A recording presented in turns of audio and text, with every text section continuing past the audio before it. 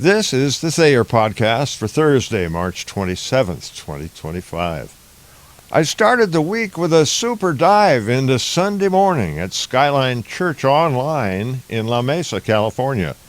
Pastor Dr. Jeremy McGarity spoke in his sermon about how to go about shedding the past in the process of embracing a new future centered on the teachings of our Creator. This got me going because I've committed myself to three things. First, to live productively for the 120 years allotted to us humans. Second, to promote the teachings of the Bible in my capacity as a writer. And last, to devote my creative energy to being the absolute best man in my lady's life. This means I've committed to throwing off the shame of unholy things in my past and accepted the grace of God in creating a much better servant to Him than I have been. And I'm going to continue to seek Jesus' approval of my ways as well as His protection from the evil that's always out there looking for fresh meat.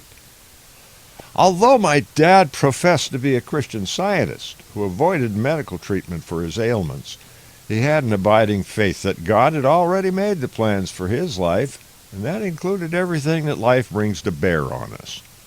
He was also very pragmatic about the vicissitudes and inclemencies that come with an extended life.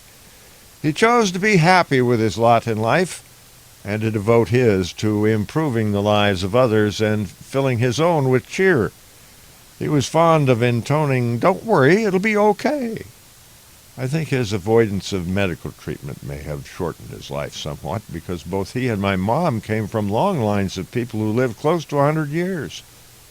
Maybe that's why I've chosen to follow God's announcement to Noah that man would no longer live more than 120 years. Works for me. I wrote in a note to my dearest lady friend the other morning, we all need motivation to get things done, but we need inspiration to do them well. Nothing is more inspirational than knowing that Jesus is at the wheel and the passenger is your cheer squad. Holy smokes! With a team like that, there's no telling the blessings, the inspiration, and the grace that could be spread to those around us. I got so enthused late last week at the goodness that's come into my life in the recent past that I wrote that critical component of success on my whiteboard Saturday night before I went to bed. And I thank God in my prayers that night for imbuing me with the magic that inspiration brings to one's life.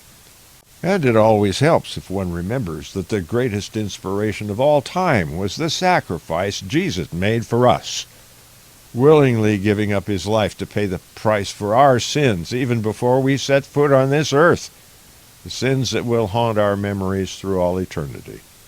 It was that inspiration that allows us to throw off the yoke of evil that weighs us down and look forward to a future filled with happiness and grace. His magnanimity inspired a good number of us to learn to pray, to defeat evil, and to improvise, adapt, overcome. Simplify.